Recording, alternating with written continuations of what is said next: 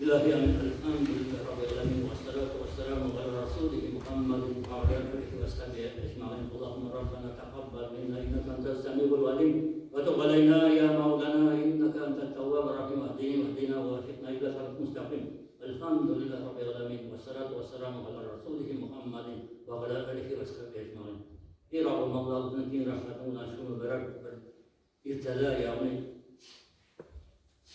Zulhicce'nin şükrünleri Kurban Bayramı hoşçakalın hoş kitlesinde şunda bizim Beytullah'a şey olup şunda bizim bizge jibergan olup kitabın Kur'an-ı Kerim Peygamber Muhammed Mustafa sallallahu aleyhi ve sellem aşağı bizge miras etip jibergan şunda olup kitabından Rahman suresi Fatiha Rahman suresi İhlas surelerini tefsir okup kalır, kullarımızın kurtarıp Rabbimizden mütenabit kullar olan kimişli hatalarımızın akbayla Rabbimizin rahmetlerinden kuanlarımızın kabul kılıp Rabbim hata kimişliklerin sökten halde Rabbimizden şu kuanın ecir sağları bizge her başarıdan nasip et, tımavşlarına nasip et, şunun bilen şu ayet-i kerimelerden amel kılıçlarına Rabbim, amel kılırga mümkünlüklerini aşk dileyen kişilerine Rabbim onlarga mümkünlüklerini aşk Rabbim onlar amel kılıcı bulup bizim Kur'an'ın bilen Peygamber Muhammed Mustafa sallallahu aleyhi ve sellem'in hadis-i şeriflerinden amel kılıp Rabbim bizge amellerinin ecir sağları nasip bulup Rabbim bizden razı bulsam idi Rabbim bizden razı bulup Rabbim kıyamet gününde bizim tamıklardan cehennemden kurtarsam idi Rabbim elhamdülillah Rabbil alemin Rabbim Rabbim ki rahmetinden şu ufanlarını kaldık Rabbim şu inbirisi nöbetler şu okulardan şilevlerden hasıl bulunan ecir sağlarını Peygamber Muhammed Mustafa sallallahu aleyhi ve sellem'in mübarek ruhuna eriştirip onun ruhunu şad kılsam idi. Onun ehl-i beyti sahaba kiramları, herkes yakınları, kırışçıları, imanlı kardeşlerimle ruhuna şad kılaydı.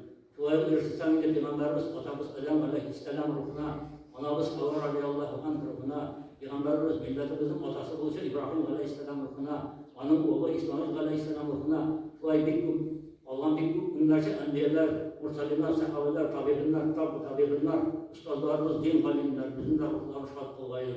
Rabbimizden eriştirseniz devam edip yeteceğim ervahlarımız ruhuna, eti annelerimiz, evi babalarımız, İrham kıstıganlarımız bu dünyadan La ilahe illallah Muhammed Resulullah ilip İmam-ı Cemaat'ın arkadaşlarımız ruhuna, Ya Rabbi onların dünyada ben meşriklerini, İlhamdülillah, Muhammed'i yaratmasanıydı, Kulhan izciliklerini arttısanıydı.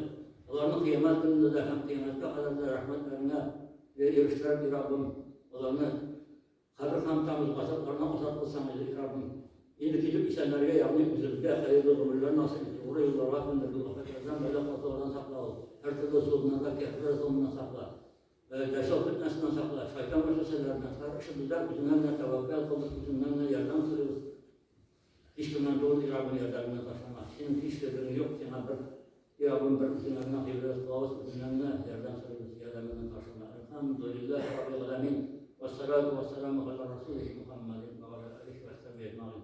Rabbim şu bayramımızı kurban et. Rabbim selamımız, mutluluk, yakınlarımız, cemaatlerimiz, bağlarımız, tüm ömürler, unutlarımızdan Rabbim şu matır bayramları tutarıp Rabbim şu bizim bizge jibergen, bizge bergen, nasip etken şu iki ulu bayramın ikincisinin bayramı tabi Rabbim Muharrem ayına da erişip Rabbim bu eski ayda yani Zulhicce ayının arasındaki bir şey eski ayda Rabbim Başarılar bırakılarını da tutup benim rızalığına erişirden nasip et. Elhamdülillah Rabbil alemin.